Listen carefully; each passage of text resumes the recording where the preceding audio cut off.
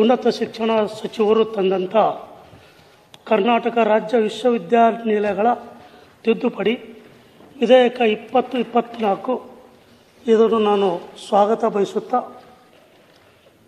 ರಾಯಚೂರು ವಿಶ್ವವಿದ್ಯಾಲಯವನ್ನು ಆದಿಕವಿ ಶ್ರೀ ಮಹರ್ಷಿ ವಾಲ್ಮೀಕಿ ವಿಶ್ವವಿದ್ಯಾಲಯವೆಂದು ಘೋಷಣೆ ಮಾಡ್ತಿರೋದು ಇದು ಒಂದು ನಮ್ಮ ರಾಜ್ಯಕ್ಕೆ ಮತ್ತು ನಮ್ಮಲ್ಲಿರ್ತಕ್ಕಂಥ ಮಹರ್ಷಿಗೆ ವಾಲ್ಮೀಕಿಗೆ ಕೊಟ್ಟಂಥ ಒಂದು ಗೌರವ ಅಂತ ಹೇಳ್ತಾ, ಏಕೆಂದರೆ ಮಹರ್ಷಿ ವಾಲ್ಮೀಕಿಯವರು ದೇಶದಲ್ಲಿಯೇ ಮತ್ತು ಜಗತ್ತಿನಲ್ಲಿಯೇ ಪ್ರಸಿದ್ಧವಾಗಿರ್ತಕ್ಕಂಥ ರಾಮಾಯಣ ಬರೆದವರು ಹಾಗೂ ಅವರು ಹಿಂದುಳಿದ ವರ್ಗಗಳ ಒಂದು ಪ್ರತಿಬಿಂಬ ಅಂತ ಸಹ ನಾವೆಲ್ಲರೂ ಹೆಮ್ಮೆಯಿಂದ ಹೇಳ್ತೇವೆ.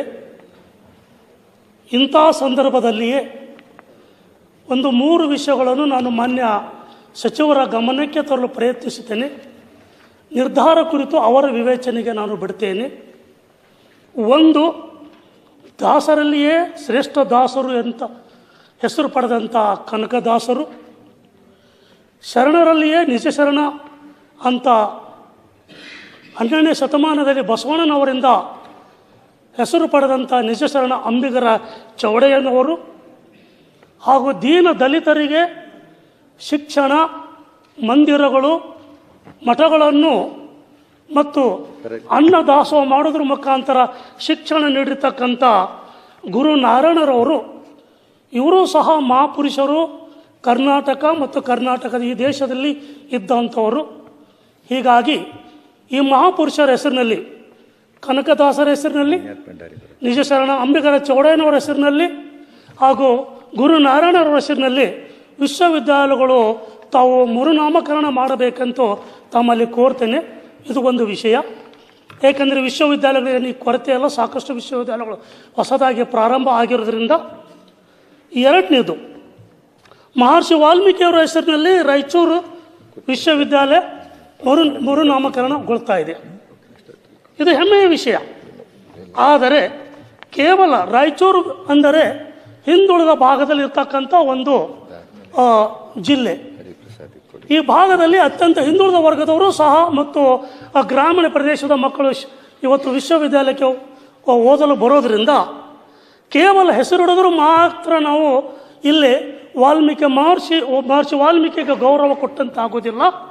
ಅದರೊಂದಿಗೆ ಆ ವಿಶ್ವವಿದ್ಯಾಲಯಕ್ಕೆ ಮುಂದಿನ ದಿನಗಳಲ್ಲಿ ಕರೆಯಲ್ಪಡ್ತಕ್ಕಂಥ ಮಹರ್ಷಿ ವಾಲ್ಮೀಕಿ ವಿಶ್ವವಿದ್ಯಾಲಯಕ್ಕೆ ತಾವು ಖಾಲಿ ಹುದ್ದೆಗಳನ್ನು ಶೀಘ್ರವೇ ತುಂಬಬೇಕಂತೂ ನಾನು ಕೋರ್ಕೊಳ್ತೇನೆ.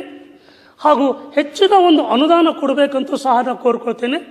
ಏಕೆಂದರೆ ಘನತೆವತ್ತ ರಾಜ್ಯಪಾಲರು ಈಗಾಗಲೇ ಹೇಳಿದ್ದಾರೆ, ಬಹುಶಃ ಆದೇಶನೂ ಬಂದಿರಬೇಕು, ತಮಗೆ ಗೊತ್ತು. 10% KKRDBಗೆ ಕೊಡ್ತಕ್ಕಂಥ ಅನುದಾನದಲ್ಲಿ 10% ಆ ಭಾಗದಲ್ಲಿ ಬರ್ತಕ್ಕಂಥ ವಿಶ್ವವಿದ್ಯಾಲಯಗಳಿಗೆ ಅನುದಾನ ಕೊಡಬೇಕಂತ ಆಗಲೇ ಘನತೆವತ್ತ ರಾಜ್ಯಪಾಲರು ಹೇಳಿದ್ದಾರೆ. ಅವರು ಇವರು ಚಾನ್ಸಲರ್ ಆಗಿರ್ತಾರೆ. ಸೊ ಆ ಒಂದು ವಿಷಯವನ್ನು ತಾವು ಬಳಸ್ಕೊಂಡು ಆ ಭಾಗದಲ್ಲಿರ್ತಕ್ಕಂಥ ವಿಶ್ವವಿದ್ಯಾಲಯಗಳಿಗೆ ಅನುದಾನ ಕೊಡಬೇಕನ್ನೋದೊಂದು ಎರಡನೇ ವಿಷಯ ತಮ್ಮ ಗಮನಕ್ಕೆ ತರಲು ಬಯಸ್ತೇನೆ. ಇನ್ನು ಕೊನೆಯದಾಗಿ, ರಾಯಚೂರು ವಿಶ್ವವಿದ್ಯಾಲಯದ ಮದರ್ ಯೂನಿವರ್ಸಿಟಿ ಅಂತ ಕರಿತೇವೆ ನಾವು, ಗುಲ್ಬರ್ಗ ವಿಶ್ವವಿದ್ಯಾಲಯ, ಕಲಬುರಗಿ. ಈ ವಿಶ್ವವಿದ್ಯಾಲಯ ಇಂಥ ದುಸ್ಥಿತಿಗೆ ಇವತ್ತು ಬಂದು ನಿಂತಿದೆ. ಒಂದೇ ಉದಾಹರಣೆ ಹೇಳಿ ನಾನು ಮಾತು ಮುಗಿಸ್ತೇನೆ. ಅಲ್ಲಿರ್ತಕ್ಕಂಥ 260 sanctioned teaching post, 260 sanction teaching ಪೋಸ್ಟ್ನಲ್ಲಿ ಸದ್ಯ ಕೆಲಸ ಮಾಡ್ತಕ್ಕಂಥವರು ಸಚಿವರೇ, 260 ಪೋಸ್ಟ್ಗಳಲ್ಲಿ ಸದ್ಯ ಕೆಲಸ ಮಾಡ್ತಕ್ಕಂಥವ್ರು ಕೇವಲ 32 ಶಿಕ್ಷಕರು ಮಾತ್ರ ಇದ್ದಾರೆ. ನಮ್ಮ ಭಾಗದ ಸಚಿವರು ಸಹ ಇಲ್ಲಿದ್ದಾರೆ. ಕೇವಲ 32 ಶಿಕ್ಷಕರಿದ್ದಾರೆ 260ರಲ್ಲಿ. ಅಂದರೆ ಸರಿಸುಮಾರು ಕೇವಲ ಒಂದು 10-15% ಮಾತ್ರ ಇದ್ದಾರೆ. ಉಳಿದವರೆಲ್ಲರೂ ಗೆಸ್ಟ್ ಫ್ಯಾಕಲ್ಟಿ ಮೇಲೆ ನಡೀತಾ ಇದೆ. ಹೀಗಾಗಿ ಬೋಧಕ ಹುದ್ದೆಗಳನ್ನು ತುಂಬಬೇಕು ಅಂತಕ್ಕಂಥ ಒಂದು ಮನವರಿಕೆಯನ್ನು ತಮ್ಮ ಮುಖಾಂತರ ಹೇಳ್ತಾ, ಏಕೆಂದರೆ ಕರ್ನಾಟಕದಲ್ಲಿರ್ತಕ್ಕಂಥ ಎಲ್ಲ ವಿಶ್ವವಿದ್ಯಾಲಯಗಳು ತೆಗೆದುಕೊಂಡಾಗ 66% ಖಾಲಿ ಹುದ್ದೆಗಳಿದ್ದಾವೆ ವಿಶ್ವವಿದ್ಯಾಲಯಗಳಲ್ಲಿ. ಸೊ ಅದಕ್ಕೆ ತಾವು ಹೆಚ್ಚು ಗಮನ ವಹಿಸಬೇಕಂತ ಹೇಳಿ ಇದನ್ನು ನಾನು ಮತ್ತೊಮ್ಮೆ ಈ ವಿಧೇಯಕವನ್ನು ಸ್ವಾಗತ ಮಾಡ್ತೇನೆ. ಹಾಗೂ ಧನ್ಯವಾದಗಳು ಸಭಾಪತಿಗಳೇ. ಹರಿಪ್ರಸಾದ್.